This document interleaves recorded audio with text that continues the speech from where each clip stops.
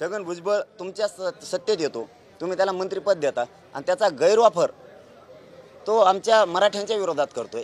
ते आम्ही त्यांना समजून सांगितलंय, तुम्ही त्याच्या नादाला लागून मराठ्यांच्या विरोधात जाऊ नका हे समजून सांगितलंय। आता ते टीका समजितेल, धमकी समजितेल, ते नाही पण त्यांचे ते माकडं ते बोलायला लावते परत मराठ्याचे 4-2 तिथं हिंडत आहेत मागं पुढं मागं पुढं मागं पुढं। गिरीश महाजन साहेब काय म्हणाले, ही टिकत नाही सगळ्या स्वाऱ्यांच्या अंमलबजावणी टिकत नाहीत। काय देतो तुम्ही देणार आहेत तुम्हीच उडीणार आहेत। आमच्या लक्षात आलं आत्ताच, तुम्ही देणार उडीणार तुम्हीच। जसं 13% आरक्षण दिलं तुम्हीच, वकील तुमचाच होता, वकील तुम्हीच लावला आणि उडून टाकलं। आता ही 10% आरक्षण तुम्ही दिलं, त्याच्या अगोदरच याची का दाखल झाली। तुम्ही बदललात ना, आमच्या मूळ मागणीवर आम्ही पुन्हा आलो। सगळ्या स्वारी सुद्धा अंमलबजावणी पाहिजेच आम्हाला, तो मुद्दा सोडत नाहीत आम्ही। सरकारच आरक्षण देतं आणि सरकारच उडवून टाकतं असा घणाघाती आरोप मराठा आंदोलक मनोज जरांगे यांनी सरकारवर केलाय। मराठवाड्यामध्ये मराठा आरक्षण जनजागृती शांतता रॅली त्यांच्या नेतृत्वात संपूर्ण मराठवाड्यामध्ये सुरू आहे। काल नांदेड येथे रॅली झाली, आज लातूर येथे होणाऱ्या रॅलीमध्ये ते संबोधित करणार आहेत। 13 तारखेपर्यंत ही शांतता रॅली असणार आहे आणि याच रॅली दरम्यान त्यांनी सरकारवर हा घणाघाती आरोप केला।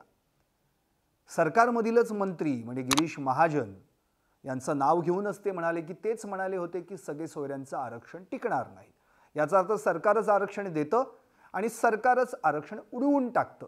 त्याला त्यांनी मागच्या आरक्षणांचा संदर्भ देखील दिला।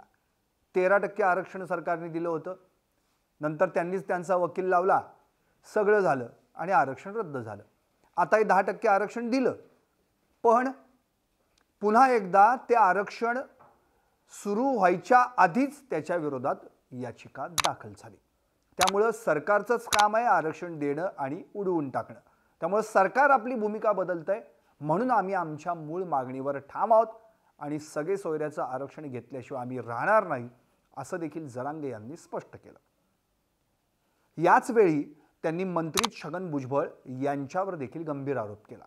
छगन भुजबळ आपल्या मंत्रिपदाचा मराठ्यांविरोधात गैरवापर करतायत असं देखील ते म्हणाले आणि त्यांनी जे काही मराठा आरक्षणाविरोधात भूमिका घेतलेली आहे त्याला आमचा विरोध आहेच, पण आता त्यांच्या नादाला लागून सरकारनं मराठ्यांविरोधात कुठली भूमिका घेऊ नये असं देखील जरांगे यांनी स्पष्ट केलं। पाहत रहा निर्भीड आणि सडेतोड सरकारनामा।